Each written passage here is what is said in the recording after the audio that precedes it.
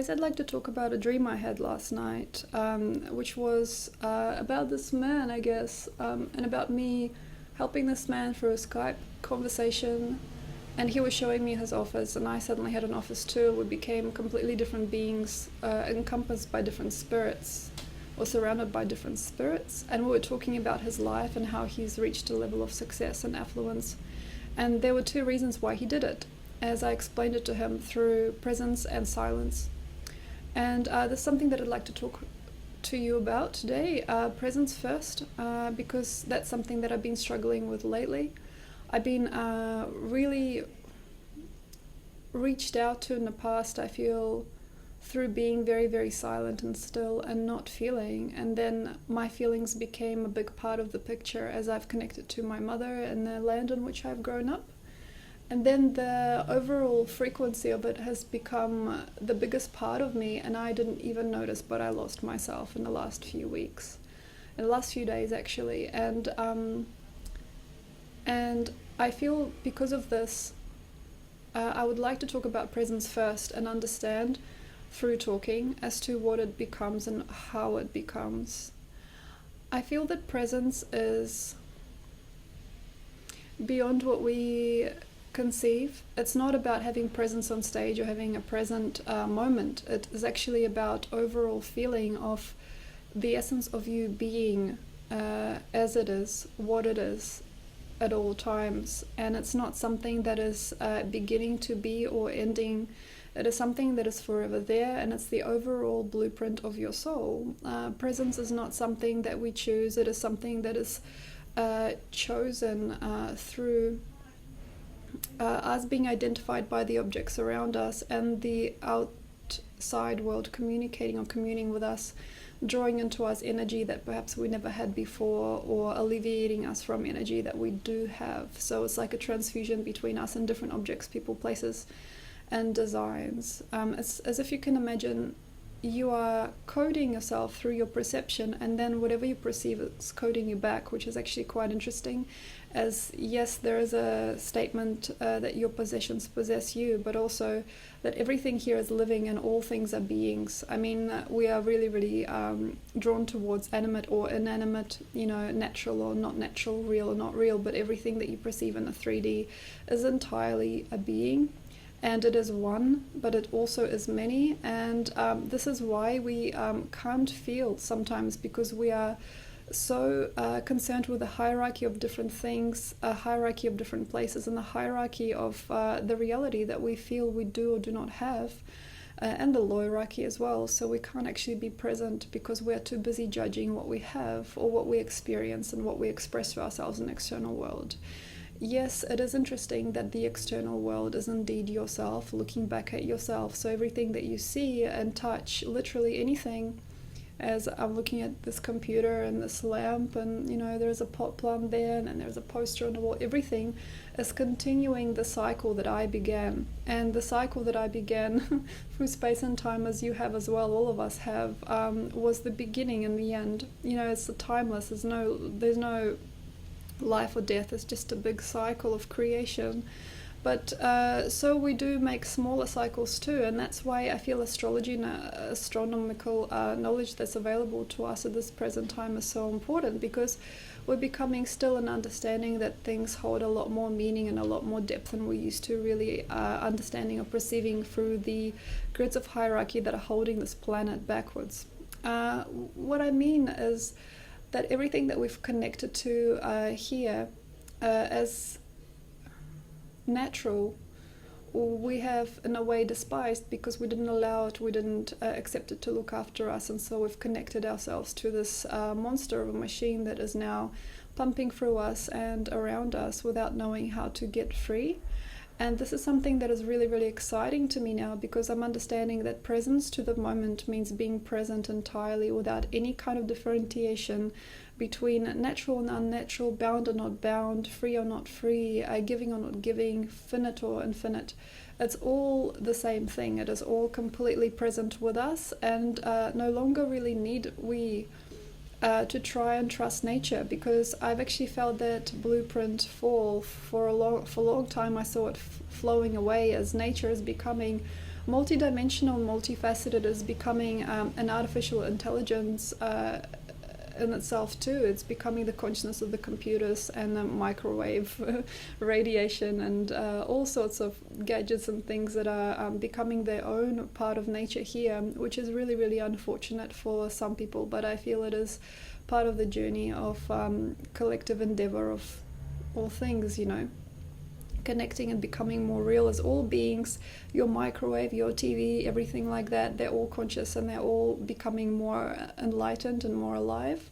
And the world that we've structured so far indeed breathes and lives through us and gives us codes and gives us thanks. You know, everything that you have around you, the paintings, you know, the wallet that you carry, the bag, the shoes, it all is a living, breathing expression of itself without maybe you realizing, because we don't think that it's a living thing. What's living, what's non-living? You know, it's like one of the basic lessons that you learn at school. It's like what's animate, what's not animate, but at the same time everything has consciousness and everything is conscious.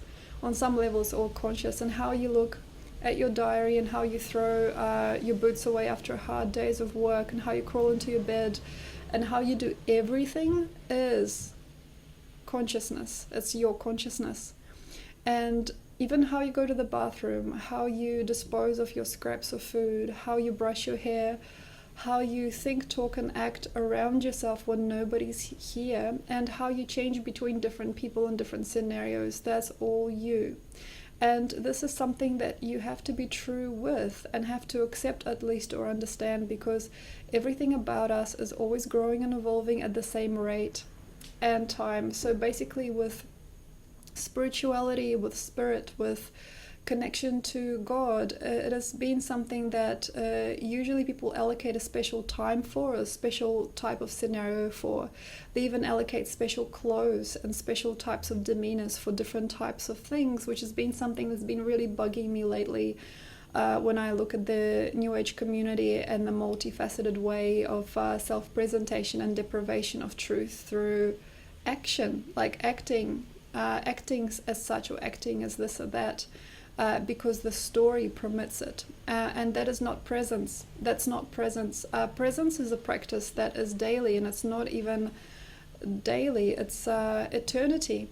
Presence is eternity, and it's not something that you practice because you already are in a way present or non-present, and that's your degree of presence. So how you are, how you wake up in the morning, how you brush your teeth, that is all encompassing you. And this is the really freaky thing that I probably wouldn't have picked up on earlier, but when I'm doing my readings for people, I can feel how they are present in every way, and sometimes it is true, I can see them doing things perhaps that usually people wouldn't see, because there's no taboo, you know, there's no space and time, there's no taboo, there's no differentiation between a person going to the bathroom or a person talking and at a gala and being taken photos of. There is no differentiation because you are that person, you are that and you are that at the same time. So be a continuum of yourself, be a continuum, and understand that when you worship an object around you, when you accept it, that's something that I really need to work on. You know, anything that you see on the door, anything that you see on the wall, anything that you see in front of you, any object at all, is consciousness, and it's talking to you back, and it's coding you, and it's putting energy around you, and it's making you into something that will heal or hurt or change, as everything distributes karma constantly and takes it away. It's all just an endless transfusion or infusion with energy, and there's no real way around it.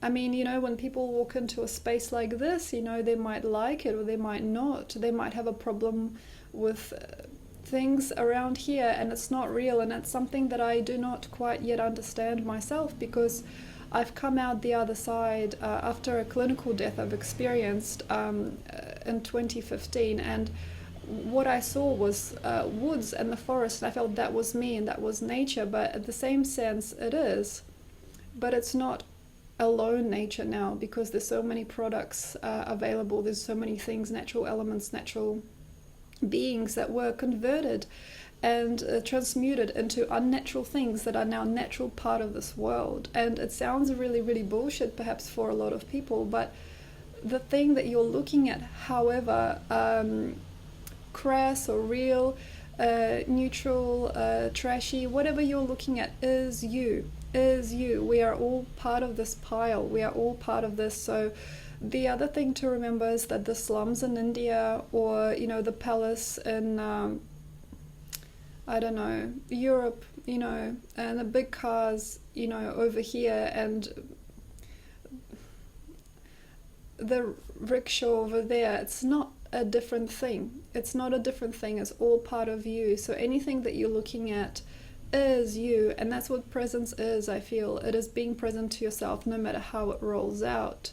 Anything that you look at is you. So how to work with it is becoming aware that first, before you can change your circumstances or uplift your life in any sense, you have to understand at first, the first level is that you are looking at you with another person. Say, you are them, they are you, namaste, I am you, la la la.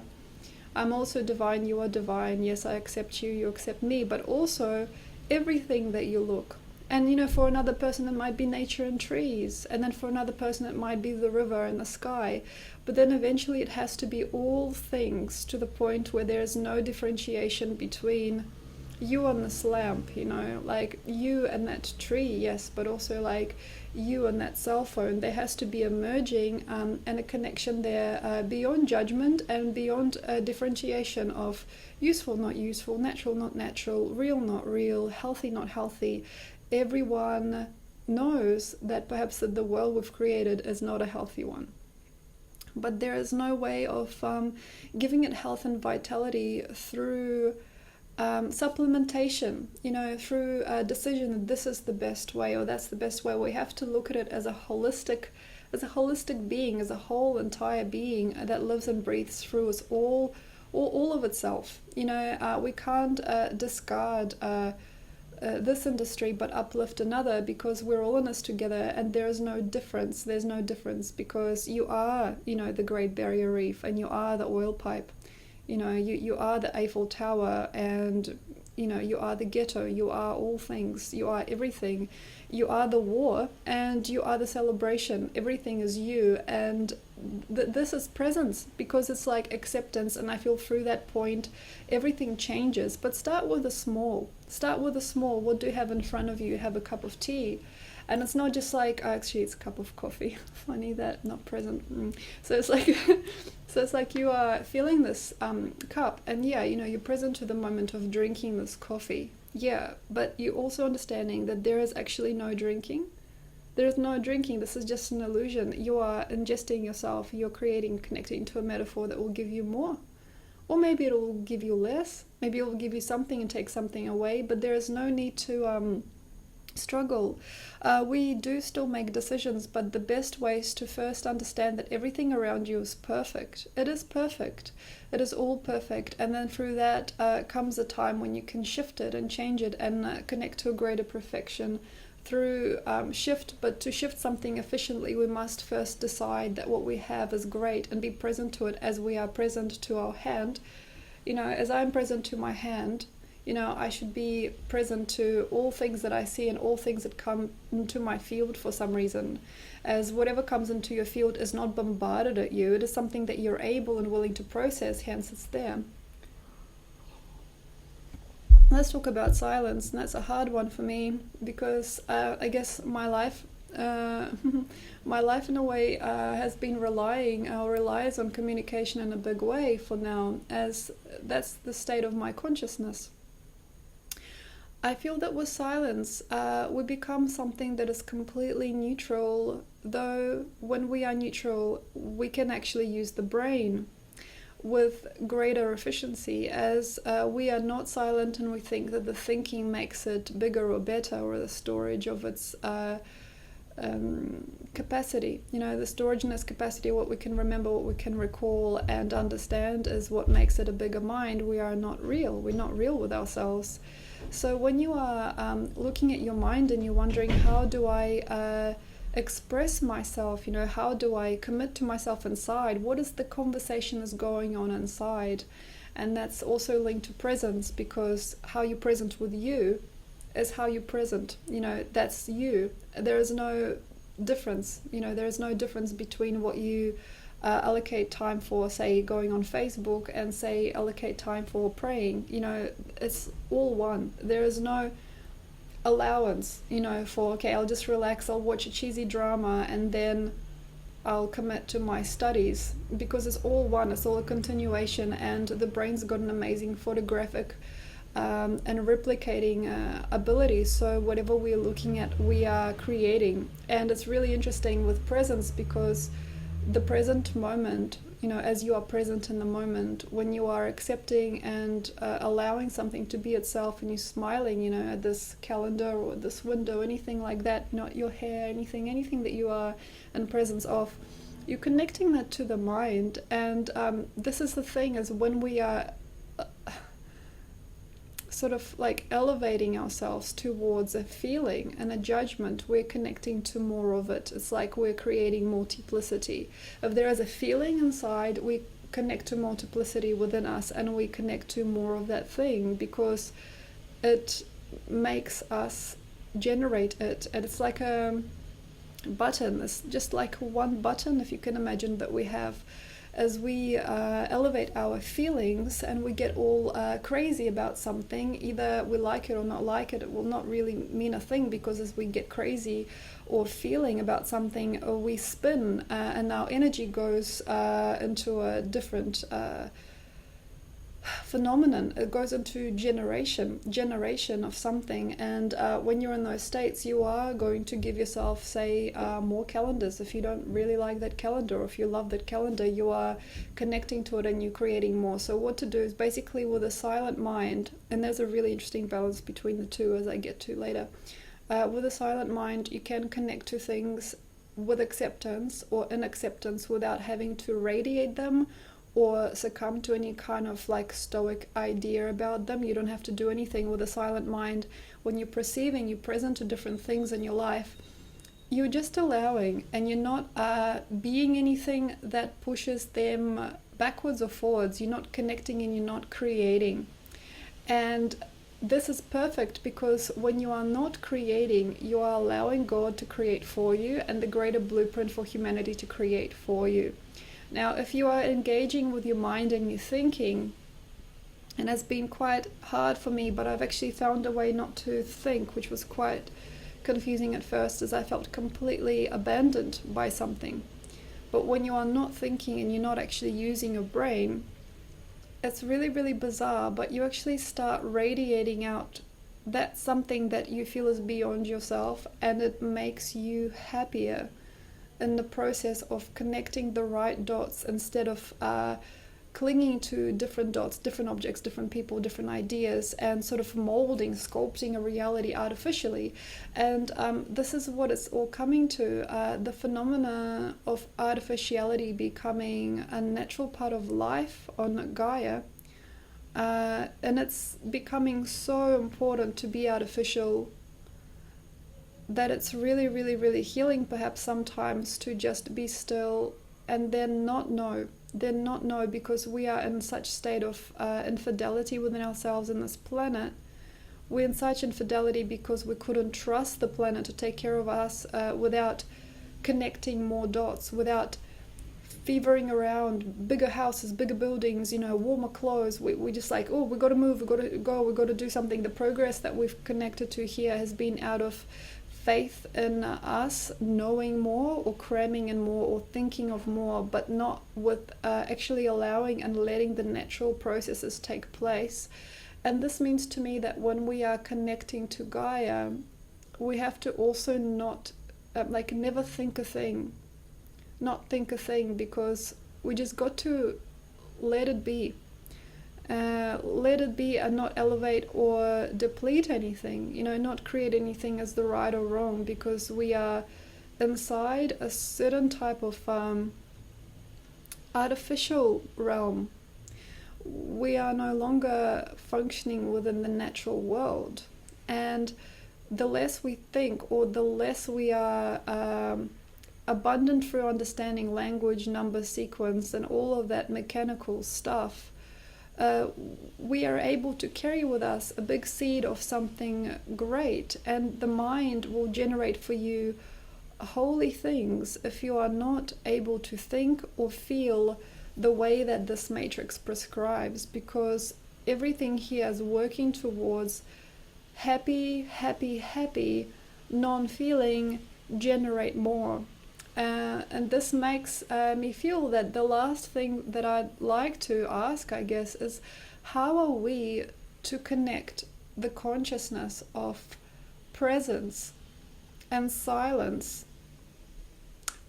or like how do we feel out what is the narrow road, or what is the right feeling that we should have inside, where we can at the same time be at peace and also move forward with grace. And I feel the only way is through God. And if you can imagine, I mean, God is something that has never actually been correct in our writings or correct in our speakings. It's never been put into the right place because it has no place. It is all things. And it all just basically makes me feel that we can only just trust and allow. Though in the end, we are also looking to expand. And that's hard because we need progress and we need evolved feelings or evolved stance. We need to see that we've done a lot and we've come back and we've created something different or new for ourselves. But perhaps it's not about evolution. Perhaps it's not about enlightenment even. It's just basically about surrender. As I feel we've all done worse things than we can imagine, as well as best things, best things that we can think of. We're all very, very kind, and then at the same time, if we are here, no matter where we are in the world, we're also very cruel. And that all definitely locks in with the whole eternal sinner ideal of, many, many cultures, many, many religious beliefs are based on this. But I feel it's not about that. I feel it's just about accepting that we are both cruel and kind, that we are both empty and full, that we are both open and closed, and just be with it. Be with it to the point where it's neither right or wrong to be what you are. And I feel at the end of it, it just becomes really, really satisfying. It becomes satisfying, but it's not beginning to be something for another or trying to be in trust or wanting to change anything. It's not about what country you're in and how many followers you have. It's not about how many dreams you can make come true. It's not even about having a baby. It's not about anything like that. It's just about having the capacity to be awesome, and understanding that it is, and that nobody's chasing after everything and anything. Nobody's chasing out to you. Nobody's chasing you. Like, nobody really drives themselves mad over you. And at the same time, there is no need to be mad over something. There is no need to be silly or funny. There is no need to be sad or depressed. There's no need for shadow or light work. There's just no need. There is no need. It's just about feeling out how you are and where you've come to be, and then having these moments sometimes when you do strange things. As if you can imagine, when you are divinely inspired, you might run across the road really fast and pick up a sandwich and give it to a homeless guy or something like that, or you might suddenly call up a friend and decide to meet them. Walk the line, and then those serendipitous moments is what you need, and everything else is just there to embed you and to keep you feeling understood and safe, but at the same time home. And then I feel when we are home and we feel that there is no need to do anything for anyone, we just home, that's when the big shift becomes clear. That's when the big shift comes. It's when we are revealed in a different dimension. That's when we see different people. That's when we become something else. But at first I feel the embedding part of us as people is important, and as I feel March will be an embedding month, and I feel we'll get sick of ourselves further, perhaps through what we've done, and then after that we'll connect. And I hope that this March we won't go way, way beyond what we thought we would have been in a perfect existence. I feel we would have just calmed down and saw what we are already, because we are already there. We are already here. We are. Thank you so much. I hope this has been fun for some of you guys. And yes, turn on your heart and turn off the computer. Bye.